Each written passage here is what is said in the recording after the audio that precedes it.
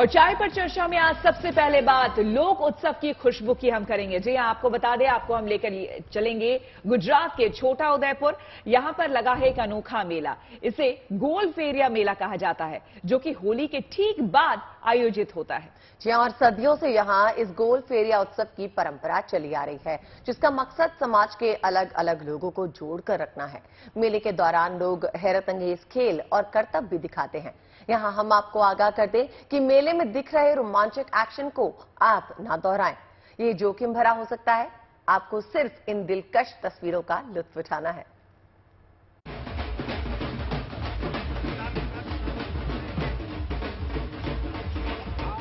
रंगोत्सव के बाद भी गुजरात के छोटा उदयपुर की रंगत बरकरार है।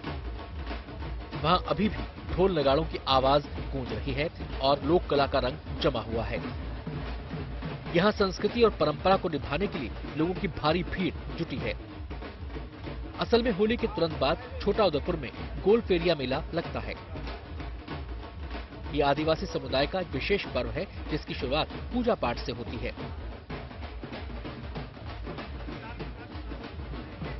फिर लोग झूमते हुए मैदान के बीच बने एक मचान का चक्कर लगाते दिखे। इसी मचान के ऊपर लगा है गोल फेरिया, जिसके नाम पर मेले की पहचान सदियों से कायम है। फिर शुरू हुआ असली खेल। गोल फेरिया के एक सिरे पर रस्सी से एक आदमी लटका दिखा, जबकि कुछ लोग दूसरी तरफ मौजूद इस गोल चक्कर को तेजी से घुमाते नजर आए। ये जो रोप है, रोप से यहाँ पे जो लटके हुए हैं वो एक गोत्र वाले अलग होते हैं, और दूसरे जो ऊपर में प्लेटफॉर्म के ऊपर जो घूमते हैं ना, वो भी दूसरे गोत्र के होते हैं। और ये पूरा स्ट्रक्चर जो बनाया हुआ है वो भी अलग गोत्र से बना है। तो हमारे समाज में क्या गोत्र को बहुत इम्पोर्टेंस दिया गया है ना, तो इसीलिए सबका एक रोल डिवाइड किया हुआ है कि किसको क्या करना चाहिए। तो मेन पर्पस वही है कि एक यूनिटी एस्टेब्लिश हो, उसकी वजह से है ना, कि सब गोत्र एक साथ मिलकर कुछ ऐसा करे कि सब साथ एक एज ए टीम वर्क काम करें। हालांकि गोल चक्कर में शामिल लोगों की सुरक्षा का पूरा ध्यान रखा गया। इस दौरान ये हैरत अंगेज कारनामा देखने के लिए वहां लोगों की अच्छी खासी भीड़ जुट गई। लोक कलाकार लगातार ढोल नगाड़े बजाते रहे, जिसने खेल के रोमांच को कई गुना बढ़ा दिया। मेले में पारंपरिक ड्रेस पहनी महिलाएं भी शामिल रहीं, जो लोक गीतों पर जमकर झूमी। हर साल ये मेला आयोजित होता है, जिसमें शामिल होने के लिए दूसरे शहरों में बस चुके उस इलाके के लोग भी पहुंचते हैं। Bureau report, good news today. लोक उत्सव का एक रंग आज हम राजस्थान से भी लेकर आए हैं। एक ऐसा उत्सव जिसमें बाहुबल को सेलिब्रेट किया जाता है, और इस खेल उत्सव के दौरान राज्य के अलग अलग हिस्सों से आए युवा अपनी ताकत का प्रदर्शन करते हैं। और इस उत्सव का नाम है नाल दंगल। नाल दंगल। नाल दरअसल देखिए किस्म का भारी भरकम पत्थर होता है। इस पत्थर को एक झटके में उठाने के लिए युवाओं के बीच में प्रतियोगिता होती है, इसीलिए इसका नाम है नाल दंगल। धौलपुर समेत राजस्थान के कई जिलों में इस उत्सव को मनाया जाता है।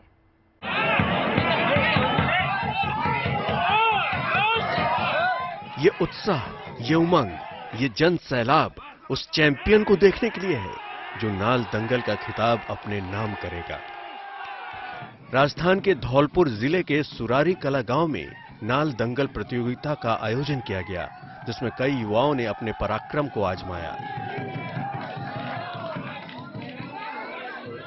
नाल दंगल प्रतियोगिता में तराशे गए भारी भरकम पत्थर को नाल कहा जाता है। पहलवान इसे उठाकर अपना परचम फहराते हैं।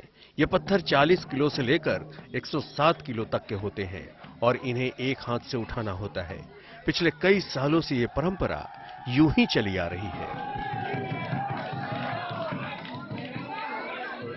हर वर्ष होली की दौज के दिन नाल दंगल का आयोजन होता है, जो कि काफी दिनों से, काफी सालों से ये परंपरा है। हर साल होली के दौज के दिन नाल दंगल का आयोजन किया जाता है, जो रंग पंचमी तक चलता है, जिसमें ग्रामीण इलाके के नौजवान हिस्सा लेते हैं और अपनी प्रतिभा, शौर्य और बहादुरी का लोहा मनवाते हैं, और दर्शक बने ग्रामीण उनका हौसला भी बढ़ाते हैं। इस नाल दंगल के आयोजन का एक अलग ही माहौल होता है। ग्रामीण इलाके में नाल दंगल को लेकर लोग काफी रोमांचित भी रहते हैं। ऐसा नहीं है कि ये खेल सिर्फ एक जगह या एक जिले तक सीमित है। राजस्थान के कई जिलों में इस प्रतियोगिता का आयोजन किया जाता है। दूर दूर से आकर पहलवान अपनी कलाकारी से सबको प्रभावित करते हैं, जिसे देखने के लिए भारी संख्या में लोग भी मौजूद रहते हैं। धौलपुर से उमेश मिश्रा के साथ bureau report, good news today. बात पेट पूजा की, मतलब हमारी अगली खबर जायके के शौकीनों के लिए है। वो दिल्ली के फूड फेस्टिवल में जाकर अपने मनपसंद जायके का लुत्फ उठा सकते हैं। ये फूड फेस्टिवल 12 मार्च तक चलेगा, मतलब अपने वीकेंड को आप जायकेदार जरूर बनाइएगा। मैं तो जरूर जाने वाली हूँ। खाने के शौकीनों में सबसे ऊपर मेरा नाम आता है। पंजाबी भी जा सकते हैं, विजय भी जा सकते हैं, सब जा सकते हैं। हम साथ चलेंगे और फूड फेस्टिवल और चाय पे चर्चा करेंगे। बिल्कुल, फूड फेस्टिवल है, यानी कि हर जगह के डिशेस हमें मिलेंगे। खबर बता दें आगे? बिल्कुल, बताइए। देखिए, खाने की बात होती है ना तो सब भूल जाते हैं कि हम लोग यहाँ चाय पर चर्चा और बुलेटिन कर रहे हैं। वैसे क्या कुछ है वहां पर खास, जरा जल्दी से जाके देखिए।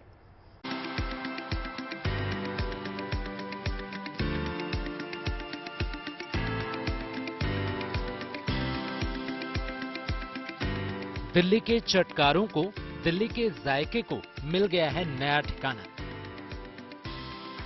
राजधानी में लग रहा है स्वाद का मेला। यहां पकवानों की बहार है। नजारा ऐसा कि देखते ही मुंह में पानी आ जाए। अगर आप भी खाने पीने के शौकीन हैं तो चले आइए राजधानी के टूरिज्म एंड फूड फेस्टिवल में, जहां कई किस्म के पकवान आपका इंतजार कर रहे हैं। इस आयोजन का मकसद अंतर्राष्ट्रीय और भारतीय खाद्य व्यंजनों के बारे में जागरूकता पैदा करना है। लिहाजा यहाँ तरह तरह के भारतीय व्यंजनों की भरमार है। खास बात यह है कि भारत के 8000 साल के इतिहास को दर्शाने वाला जायका यहाँ मौजूद है। इतना ही नहीं, यहाँ दर्शकों के मनोरंजन की भी खास व्यवस्था की गई है। आज यहाँ मिरग्या बैंड परफॉर्म कर रहा है तो 11 मार्च को इंडियन ओशन और 12 मार्च को परिक्रमा बैंड परफॉर्म करेंगे। इसके अलावा भी कई सांस्कृतिक कार्यक्रमों का यहाँ आयोजन किया जाएगा। खास बात यह है कि सभी की एंट्री फ्री होगी। स्वाद के इस मेले का वक्त भी लोगों की सुविधा को ध्यान में रखते हुए तय किया गया है। सुबह 11 बजे से रात 11 बजे तक यहाँ लजीज व्यंजनों का आप लुत्फ उठा सकते हैं और अपने वीकेंड को बना सकते हैं special. Bureau report, good news today. और चलिए अब रुक कर लेते हैं कश्मीर का, जहां बेटियों को ऊंची उड़ान के लिए तैयार किया जा रहा है। कश्मीर की फेमस टूरिस्ट डेस्टिनेशन गुलमर्ग में युवतियों को स्कीइंग की ट्रेनिंग दी जा रही है। ट्रेनिंग के लिए तमाम जरूरी साजो सामान मुफ्त में दिए जा रहे हैं। दरअसल सरकार हर साल ऐसे ट्रेनिंग कैंप्स का आयोजन करती है जहां बेटियों के हुनर को निखारा जाता है। कोशिश ये है कि यहां स्कीइंग के बेसिक गुण सीखकर ये बच्चियां इस खेल में खुद को तराशें ताकि वो राष्ट्रीय और अंतर्राष्ट्रीय स्तर पर अपना परचम बुलंद कर सकें।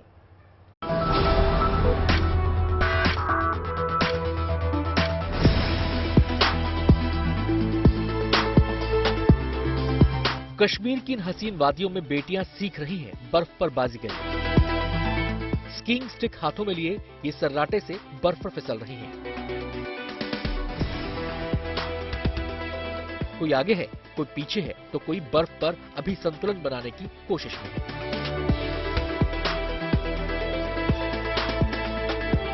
तस्वीरें उत्तरी कश्मीर के बारामूला जिले के गुलमर्ग शहर की हैं, जहां स्कूल की छात्राओं को प्रोडक्टिव एक्टिविटीज से जोड़े रखने की मंशा से स्कीइंग सिखाई जा रही है। लड़कियों के ट्रेनर भी प्रोफेशनल हैं, जो उन्हें स्कीइंग से जुड़ी हर बारीकी से रूबरू करवाते हैं। ये कोर्स जो है अभी ये 10 दिन और चलेगा, तो इसके बाद भी डिस्ट्रिक्ट श्रीनगर और कोर्सेज इनकाद कर रहा है। इसके बाद इंशाल्लाह बॉयज़ का होगा, उसके बाद और गर्ल्स का होगा। ऑलमोस्ट हमारे डिस्ट्रिक्ट ऑफिसर का ये है कि कम से कम हम भी 4 कोर्स करें, क्योंकि श्रीनगर में बहुत ज़्यादा इस स्पोर्ट को लेके बहुत ज़्यादा हमारे पास भीड़ होती है। श्रीनगर के कई सरकारी स्कूलों की करीब 45 छात्राएं यहां स्कीइंग का हुनर सीख रही हैं। जम्मू कश्मीर का यूथ सर्विसेज एंड स्पोर्ट्स निदेशालय हर साल ऐसे कोर्सेज चलाता है ताकि बेटियों के हुनर को तराशा जा सके। विभाग का उद्देश्य है कि ज्यादा से ज्यादा बच्चियों को स्कीइंग में परफेक्ट बनाया जा सके ताकि वो प्रोफेशनल गेम्स के लिए तैयार हों।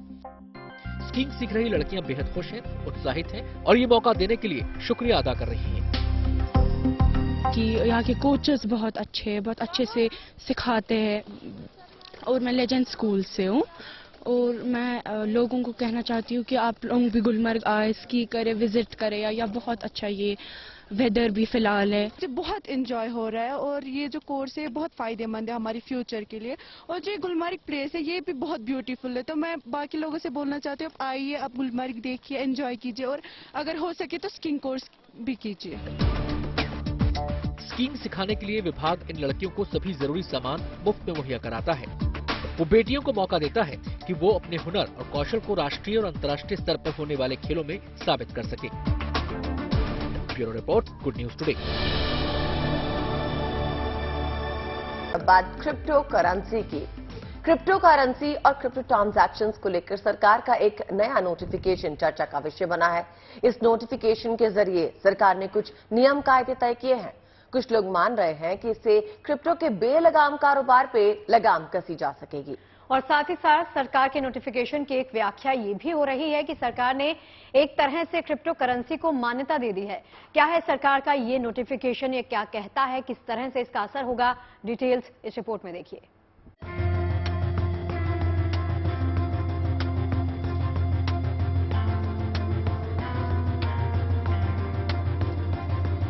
क्रिप्टो करेंसी के ट्रांजैक्शन से जुड़े वित्त मंत्रालय के ताजा नोटिफिकेशन को लेकर नई बहस छिड़ गई है। वित्तीय एक्सपर्ट्स का कहना है कि इस नोटिफिकेशन के जरिए सरकार ने एक तरह से क्रिप्टो ट्रांजैक्शन को मान्यता दे दी है। सबसे पहले आप ये जान लीजिए कि वित्त मंत्रालय ने इसे लेकर क्या नोटिफिकेशन जारी किया है। एक्सपर्ट्स कह रहे हैं कि सरकार ने इस तरह का नोटिफिकेशन जारी करके एक तरह से क्रिप्टो करेंसी को मान्यता दे दी है। हालांकि जानकार ये भी मान रहे हैं कि इस कदम से क्रिप्टो करेंसी में अब 2 नंबर का पैसा लगाना काफी हद तक कम हो जाएगा। अब जब पीएमएलए गाइडलाइंस अप्लाई हो जाएंगी, केवाईसी कंपलसरी हो जाएगा सब इन्वेस्ट करने वालों के लिए, तो उसका मतलब यह है कि अब 2 नंबर का पैसा आगे नहीं लग पाएगा और अगर कोई 2 नंबर का पैसा लगाने की कोशिश करेगा तो उसके अगेंस्ट सरकारी कार्रवाई होगी। आपको बता दें कि साल 2022-23 के बजट में वित्त मंत्रालय क्रिप्टो पर टैक्स लगाने के लिए एक नया सेक्शन 115 BBH ले आया था।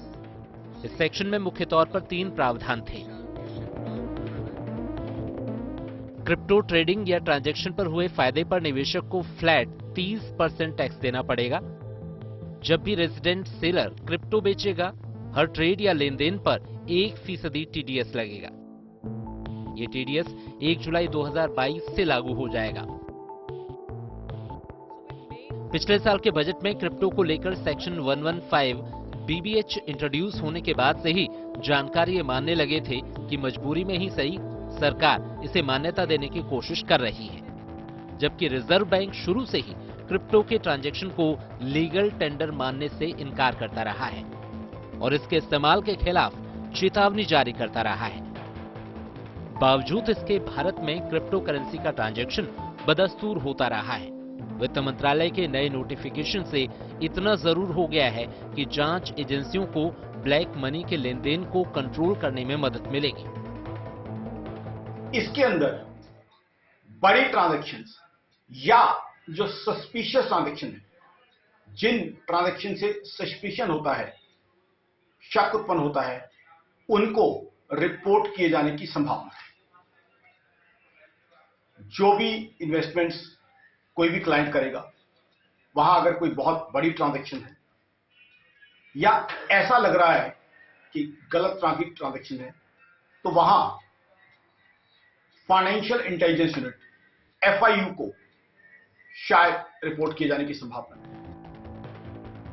नए नोटिफिकेशन के बाद अब सवाल ये भी उठ रहे हैं कि जांच एजेंसियां इसे कैसे लागू करेंगी और इनका दायरा क्या होगा। आयकर विभाग और प्रवर्तन निदेशालय पहले से ही कई क्रिप्टो कंपनियों की जांच कर रही हैं।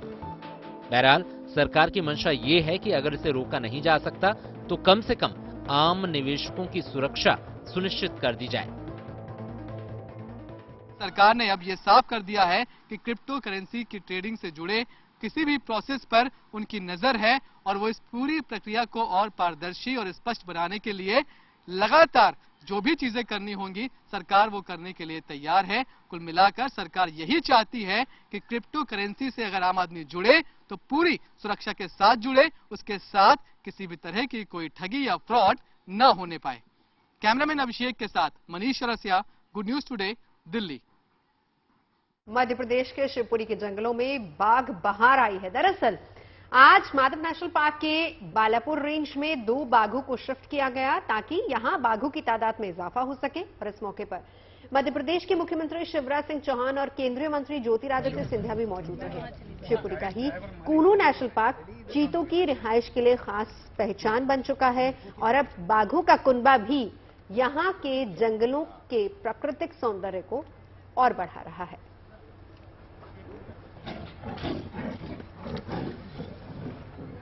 और अब खबर पश्चिम बंगाल के आसनसोल से, जहां पर परिवार ने सोच में बदलाव की कहानी लिखी है। इस परिवार ने अपनी बहू की शादी अपनी बेटी की तरह करवाई है और ये शादी पूरे इलाके में चर्चा का विषय है। दरअसल हुआ ये था कि परिवार की बहू कम उम्र में ही अपने पति को खो चुकी थी। कुछ साल के बाद सास ससुर ने अपनी बहू की जिंदगी में खुशियों के रंग भरने के लिए उसकी दूसरी शादी का फैसला किया और उसे अपनी बेटी की तरह घर से विदा किया। आम शादियों की तरह आसनसोल के घाघरबुरी मंदिर में हो रही इस शादी में भी दूल्हा है, दुल्हन है, घराती है, बाराती है, लेकिन फिर भी ये शादी खास है, अनोखी है। दरअसल ये शादी इस घर की बहू की है जिसे उसके सास ससुर ने ठीक वैसे ही ब्याह दिया जैसे बेटियों का ब्याह किया जाता है। 2013 में रिम्पी की शादी इस परिवार में हुई थी और उनके पति 2016 में एक सड़क दुर्घटना का शिकार हो गए। तब से रिम्पी अपने सास ससुर के साथ रह रही थी। सास ससुर से अपनी बहू का दुख देखा नहीं गया और उन्होंने पूरे पारंपरिक रीति रिवाजों के साथ ठीक वैसे ही रिम्पी को ससुराल से विदा किया जैसे कोई माँ बाप अपनी बेटी को विदा करते हैं, इस आशीर्वाद के साथ कि अब उसकी जिंदगी खूबसूरती से बीते। अनिल गिरी, आसनसोल, गुड न्यूज टुडे। और बात सतीश कौशिक की। सतीश अब हमारे बीच नहीं है, लेकिन वो यादों में हमेशा हमारे साथ जिंदा रहेंगे। अपनी कलाकारी से उन्होंने जो रिश्ता बनाया वो हमेशा कायम रहेगा और इसी रिश्ते का एहसास कराती तस्वीरें अब हम आपको दिखाने जा रहे हैं। देखिए, अनुपम खेर और सतीश कौशिक की दोस्ती से सब वाकिफ हैं। ये दोस्ती कितनी गहरी थी इसे जाहिर करता एक वीडियो अनुपम खेर ने जारी किया है। सतीश कौशिक हर दिल अजीज थे और ये वजह है कि अलग अलग तरीके से अपनी भावनाएं व्यक्त कर रहे हैं।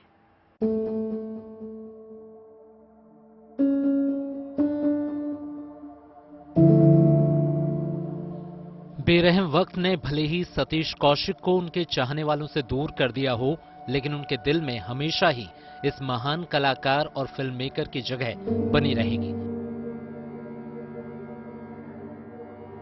पूरी बीच पर सैंड आर्टिस्ट सुदर्शन पटनायक ने इस रीत की आकृति के जरिए सतीश कौशिक के प्रति अपने जज्बात बयां किए।